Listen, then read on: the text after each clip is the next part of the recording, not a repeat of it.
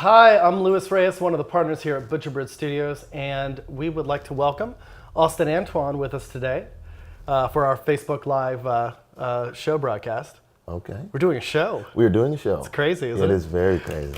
So Austin is a musician, a actor. You were trained acting at CalArts. You did the CalArts program there. Yeah. You are also a little bit of a visual artist as well. You know, with we'll talk later on about like the little GIFs you create for some of your shows and things like that. Yeah. And in a way, you pretty much are building yourself and your artistic identity from the ground up, and that's kind of what we're going to be talking about today. Yeah. I mean, and after meeting you, I think it's been really cool to get the opportunity to show you a bunch of the work that I put forth. So, yeah. Well, it's been great also going to your shows. Yeah, thank you. And hosting a show here, which again, we'll talk. We hosted one of your live shows here a few months ago, and we had about 50 people in our studio watching that, right? Yeah, a very personal experience. Go back to how we met. We met because we have a mutual friend named Jeff the Storm, who was writing a piece in a live show I do called True Crime in LA that we do at the 3 clubs in Hollywood. And Jeff wrote, so each piece is about something that happened in LA, a crime that happened in LA, and he chose the Biggie Smalls murder. Yeah. Right? And of course, none of us knew anybody who could play Biggie, you know? And Jeff is like, I have the perfect person, right? Yeah. What did you think when Jeff came to you and said, would you be Biggie Smalls in this thing? First off, I was definitely honored because Biggie is one of my favorite rappers. Like in my room, I have the biggest like neon picture of him. So it's the first thing you see if you walk in. But I also was kind of taken aback because I hadn't done acting like that in a while. Like because you had been mainly going on tour with people and being the rapper in kind of other bands. Exactly. Right? So I know how to rap and I'm capable of doing that, but having to act like, you know, an idol of mine is that's a whole new step. But it was really cool, especially how Jephthah pursued the writing and the idea that he came across, where it was me playing Biggie and Biggie's murderer and the detective in the case, and like hopping between characters in all sorts of ways and voice changes and all sorts of stuff. It actually was a wonderful time. And it all, I mean, it all happened kind of in that same moment. Like he basically took the moment right before and right after Biggie's murder and entered into the 3 consciousnesses that sort of converge on that moment. Right? Yeah. Let's take a look at a little bit of that now. We have a small clip of the actual show itself. Okay.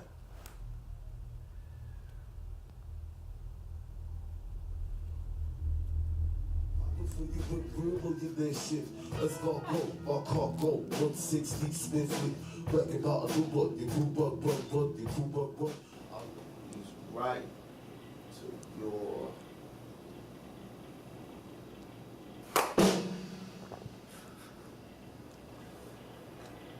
Keep your arms wide, do your.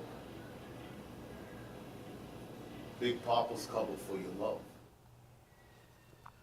Wow. That was great, wasn't it? That was really cool. Yeah. I forgot to mention that the True Crime in LA, the way it works is that there's a jazz band kind of playing, and then immersed in their set basically are these short pieces, and they're about 4 per show, and this was I think the second piece, right? Yeah. And so we incorporated Hypnotize as the opening song coming in. Yeah. Funny thing is I have a video about like 3 weeks later where I was at a house party and we were all singing Hypnotize, and I'm like, oh guys, I know this song like the back of my hand. I just did it in a piece. And then I start rapping, and you see in the camera, like I forget every word. And you see a deer in the headlights type situation. So that shows I still got the acting thing where I can pick it up and then put it down, like, and just leave it alone for a while.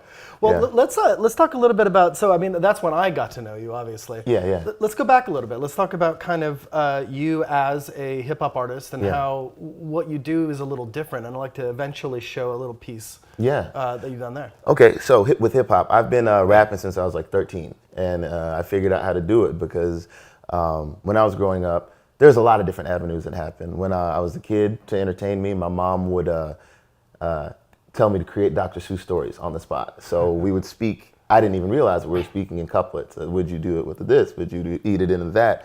We were talking about green eggs and ham, and it just built and built. And then later on, as a child, like we used to share the dozens. People would tell jokes about each other, and they would actually do it in rhyme. So kids would freestyle and crack jokes about you, and I would, be the end of a bunch of jokes and not be able to respond. So I would write jokes out to respond to people, and it went from me writing to me thinking on the spot, and from me thinking on the spot to being able to improvise on beats, and that ended up turning into making songs, and now I'm able to rap, and yeah. Yeah, one of the things I noticed about, I mean, not just me, everybody's noticed, is that there is a narrativity to what you're doing, and in the show $500 Vacation that you did here, is very much about kind of a story embedded within these pieces, right? Yeah. So how much does narrativity work in your work? 1,000%. I think I'm trying to match capturing a feeling that I'm going through at the time, specifically the feeling, with also the most clear explanation of the moment as possible.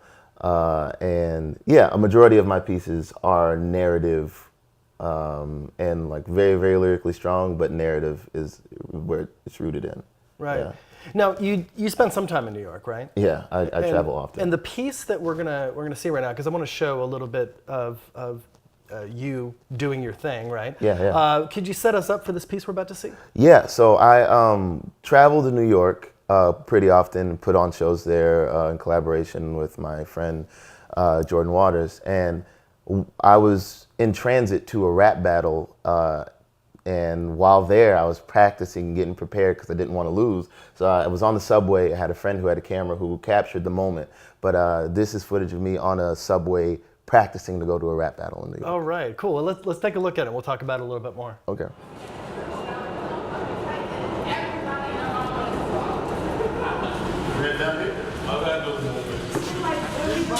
Directly after this verse, I gotta put it on my computer.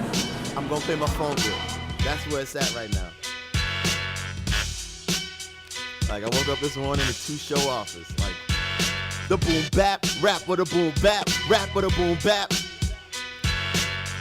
I'd be lying if I say that I ain't write this. I'd be lying if I say I couldn't write hits. Yeah, it's difficult to find me online. Y'all relying on trends like you find being mindless shit. Did music with numerous influences and freestyle with phenoms around the way.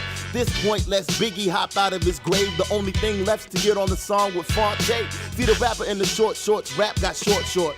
New era, it's the new nerds versus the born dorks. Wasn't the art kid, wasn't the smart kid. I was kick-ass in every one of his comics. Shout to everybody riding with me through hardship, cause you know I'm about to blow like a Nintendo cartridge. It's the why they bring the kids from the block again. Meets the riding in my friend's mom's soccer van. Mr. Antoine's rocking them. Hate it or love it, you know the underdog is a compliment. And I know the only option is concocting a toxin to give hip-hop oxygen. I'ma spar through an XLR and a handheld farm, so half my rap bars clash Madagascar. Damn, A, what you on another rant for? Cause this is how it sounds to actually have bars. Wow. That was awesome, wasn't it? Yeah, it's always weird seeing my face. It's always weird. So yeah, I guess talk a little bit about, because eventually this show is about people working in the digital space, people being creative in the digital space, the convergence of different kinds of media. And again, that's kind of what we're getting at here. I mean, we saw one piece that was a live show with the Biggie Smalls thing in which there was a story embedded within something that had a hip hop edge to it. There's this piece, which is more direct hip hop, right, in an environment, but it's still, the video itself is a digital piece that you put up there, and you put a lot of thought into assembling all the pieces. So maybe talk about your whole approach. Well, thank you. Well, that video particularly was made by my friend Brendan McGowan. Followed me around all day filming and like catching pretty much a day in the life. But yeah, with all the pieces that I attempt to create, does it have a musical aspect? If it is a musical aspect, is it only showcasing that I can do music, or is it showcasing the fact that like I like to tell stories and I like to get points across? So I put that together with visuals and with somewhat of an exclusivity of like I want to show a specific audience who I know will connect with this thing, my ideas, a lot more than I just want to throw it out into the, I think ethos is the word, just throw it out into the, Sure. yeah, throw it into the ocean and show some sort of stuff. But like, Yeah, all of it is tailored for making a specific experience, be it a live show, being a digital piece. It's all, I literally send text messages to people at this point to invite them out to shows and stuff. And those text messages are personalized to let people know that like you're an individual who's intaking this art, and I want you to experience it the way that you do, rather than showing it to hundreds of people and giving them like this watered down, artistic piece. Right. That you're talking directly to them. I do want to talk about the way you market your shows a little later on, but before we get to that, I'd like to talk a little bit about your artistic approach to these things. And I know it's always really hard to, when people say, so what inspires you? What are your inspirations? And how would you describe your art? Because I kind of feel like people are like, God, if I could describe it, I almost wouldn't be making it. Right? Exactly. It's like every piece of art is sort of a discovery in a way, right? Yeah. But you did go to CalArts. I did. There is a heavy immersive artistic education there. I've been there several times, and it's basically like, it's almost like an insane asylum, but with highly creative work happening. So how did that inform your work? Okay. And then how did what you bring to that help you evolve into something else? I think the fact that when I went there, you had the option. Well, I credit CalArts heavily for the cross-collaborative environment in general, because except for the animators, because they're in another building. See, that's the weird thing is like actually a lot of the coolest people I came across were animators. That's good. Yeah. All the stories I hear are always like, hey, the animators are over there and everybody else is over here. Oh, that's great that you were able to make the bridge. It's like finding a rare animal, though. It's really you have to be out at like 5 o'clock in the morning or 5:15 in the morning in like 30 seconds type situation, and they happen to peek out, and then you're like, hey, I want to work with you, and then you have the opportunity to. But it's one of those things where you either have an option of staying inside of your own cave of whatever your métier is, be an actor, musician, whatever that is, or do things like I did or a lot of other artists do, where you go out and extend an olive branch and say, I'm interested in learning something from you as much as I'm interested in learning from whatever my curriculum is. And through that conversation and through those sleepless nights, I ended up being able to like learn a lot more in musical aspects, learn a lot more in theatrical, in writing aspects, and dance, all sorts of stuff. But it helped out a lot more, and visual arts, specifically visual arts. Okay, so that really helped you. Understanding visual arts a little bit more. And what was the second question that you had? I think there were probably two parts of the same question, but now that leaving CalArts, having talked a little bit about the experience of CalArts, and it's great that you were able to engage with so many different pillars of art there.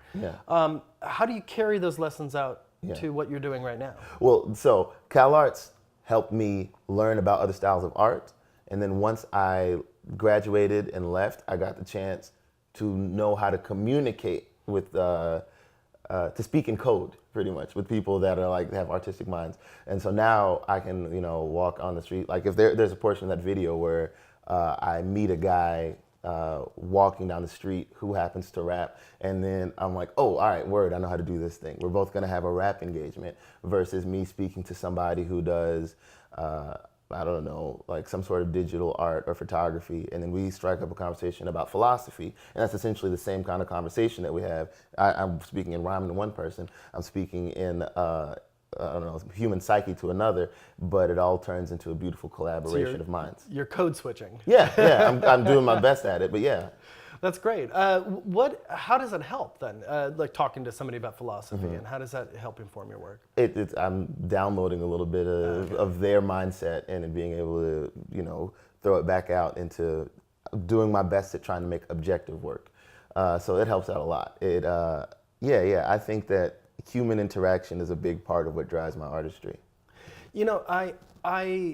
So we did host a $500 vacation here. Yes. It was great. We did a Thursday night kind of dry run. You had about 10 people here, and again, it was great. Yeah. And then you did 2 days later the Saturday show, and it was amazing how I really still felt like I was watching two different shows, even though because of what you brought to it, you had different people opening for you each time. Like you made that dress rehearsal on Thursday, and a piece in and of itself. Like you didn't let it just be a rehearsal. Yeah. And so, I mean, how do you approach that? I mean, almost like every everything you do is a live performance. Yes, I want every time. There's this song that I was just listening to saying I go full on when I rehearse. And it's not as profound of a statement without the music being attached. But yeah, it's like, it's a real thing. I don't want, I almost have a fear of stagnance. I have a fear of just like the same thing over and over again. Right, Like if I do, I'm doing the show again really soon, and like the idea is like I have to change aspects of it, because if somebody were to come and check it out for a third or fourth or fifth time, what makes this experience more like tailored to this environment, to this group of people versus that group of people, to the fact that we're outside versus inside, or in a living room versus in a massive space. And yeah, I think it goes across for all art forms. I want every piece to be specific to the audience at hand.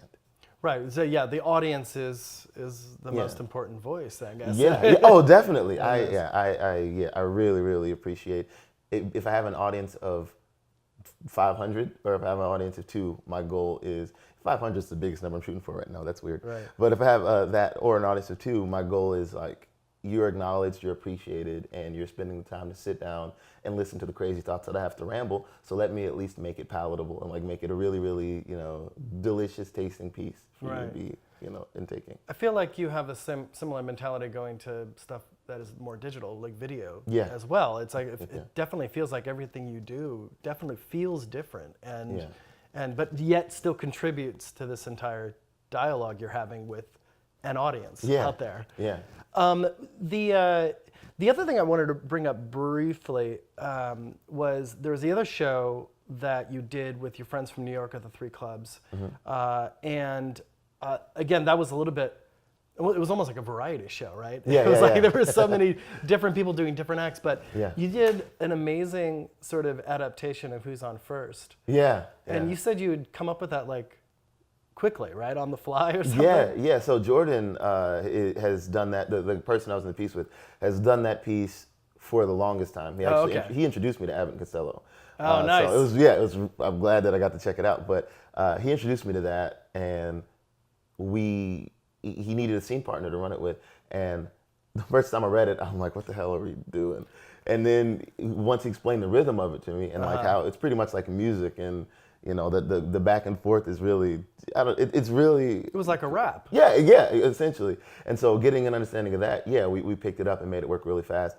And we modernized it, made it something that would make sense in today's context. And it was a lot of fun. Can you explain it real quick? Because the original Who's on First was a baseball player and a baseball manager.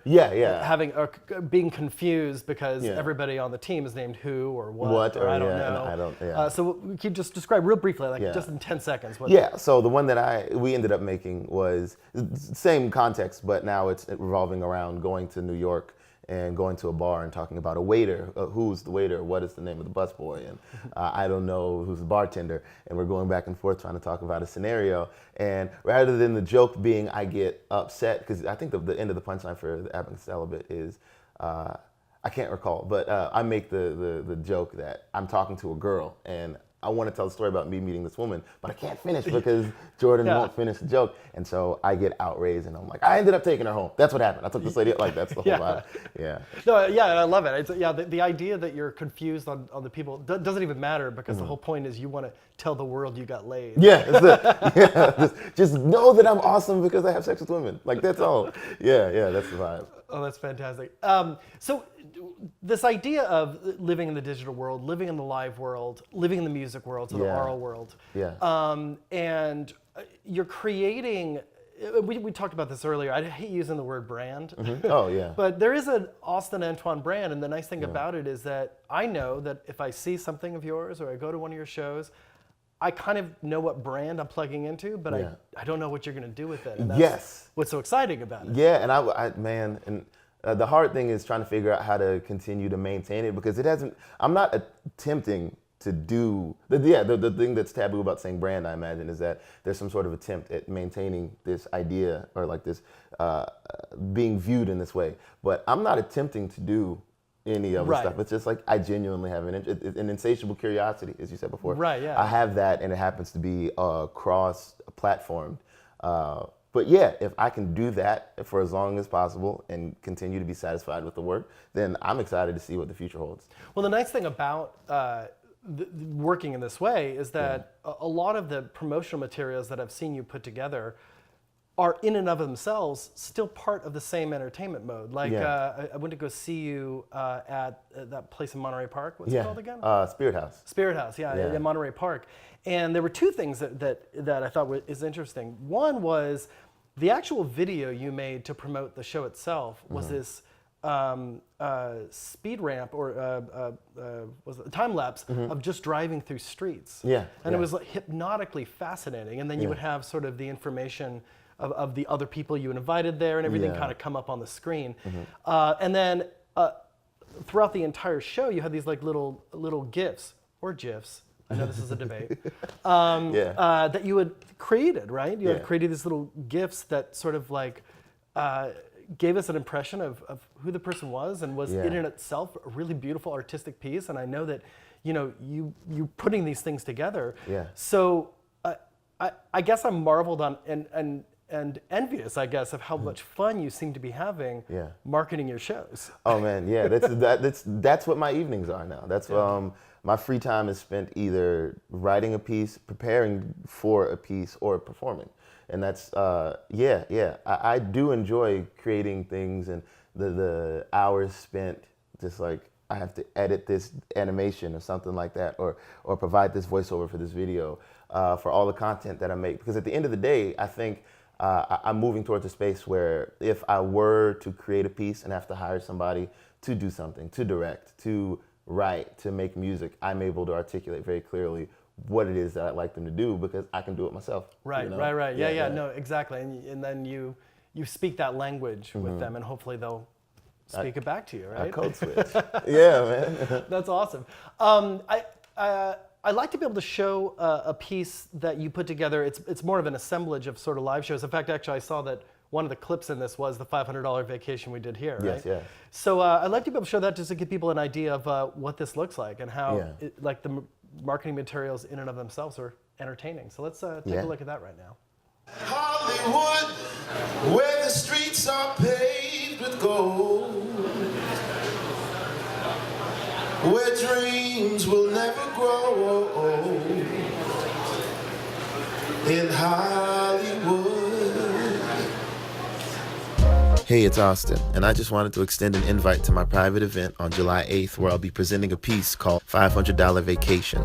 It'll be near West Hollywood at an undisclosed location.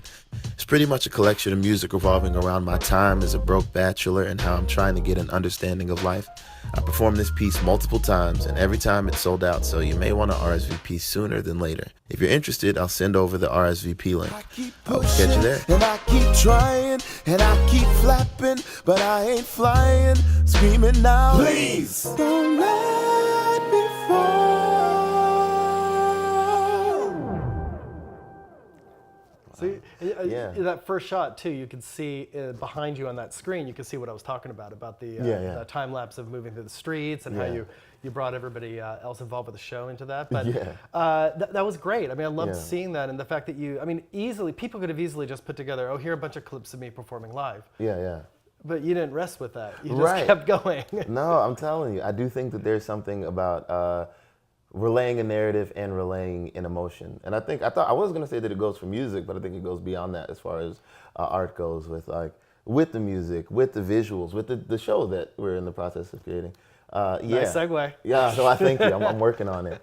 But the idea of being able to tell a very specific experience, but make it, make the experience interesting enough that it relates even if you're not a person that's going through what I'm going through or seeing what I'm seeing. Right. You know? So that's, I'm working on making that work at the moment with these art forms, but who knows, it's probably gonna grow more. Give me a paintbrush and I'll try it a different way. Sure, you're just trying to find the humanity at the core of what you're doing. Right? Yeah. I want to talk a little bit about that show we're developing. So, I mean, of course, we have a production company, Butcherbird Studios, and part of what we do is we're developing shows and we're going out there and pitching things. And oddly enough, the show, I didn't know what kind of show I wanted to develop with you, but I knew I wanted to do it. In fact, I just kind of wanted to put $500 vacation in a bottle. Yeah. The great thing, I said that, and you were like, oh no, I've already done that. Yeah. And I was like, I know you've already done it. I think we're great. He's like, no, I have other ideas. And so you started throwing all these other great ideas. And I think eventually, I think I'd sort of noticed, oh, I see, all this stuff is just about you being broke. Yep. Why don't we call the show Broke? Yeah. And I like the pieces you're giving me are fantastic because they're something anybody can relate to. Not having enough money, and then kind of these crazy antics out of things that are very real situations, like Louis, or like I know a lot of people tell me Master of None is brilliant, and I want to go there, but in this kind of very surreal space, but it's still very much uniquely your voice, like so much so that I don't even want to touch at things. Like I think of some of the other people I'm developing stuff with, I want to get in there and kind of help augment things, but almost like I can't figure out how to write like you do. Wow. I'm telling you, if there's one way you want to pay an artist, ego is huge. Just continue to inflate that, and that's like, no, but yeah. I think it's a testament to what you're doing, right? Because it's something I haven't seen before, yet it feels familiar to me, and extremely accessible while also being wildly imaginative in terms, like if there's a scene in which you're sitting on the street and a marionette comes and sits next to you. Yeah. And you play the scene as if it's straight. I mean, you're acknowledging that it's a marionette puppet. Clearly, I mean, that's obviously it's like I've met a marionette before. I don't want to say anything that's offensive to marionettes, but Of course, they're very sensitive. Yes, those marionettes. those people, goodness. But yeah, I've had that experience as long as I've had an interest in art. Since I did like choir when I was a child, I asked my choir teacher if I could join all-state choir type of situation, and he was like, "Yeah, just go for it." And I'm like, "Wait, what should I do? Give me like a guidelines and this and that." He's like, "No, you follow your instincts and you'll be fine. I promise." Right. And that type of impression has been left on me. So any artistic avenue I follow, be it writing, even though I haven't been trained to do script writing, I have an interest, and it's like follow my instincts. And instinctually, these things come across, and they make sense. Yeah. And I think that's something that I struggle with as a writer, because at one hand, I'm sort of following my instincts, but I don't always like my instincts after a while. And then, of course, there's this idea, well, there's a form you use to tell screenplays and write screen, and I'm never really happy with those either. And so it's been a great privilege to work with you, because it's really, for myself, like if you're being influenced by other artists, and you also influence other writers and artists too, even if they're nearly 20 years older than you.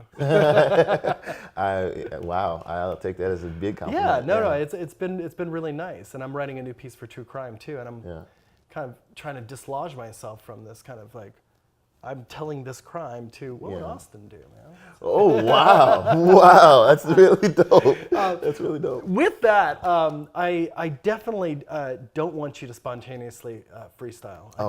Cool. If you could just avoid that at all costs. Yeah, I would not. I remember when I bought the quickest ticket out of Maryland. Now my favorite holiday is getting to my parents' fridge.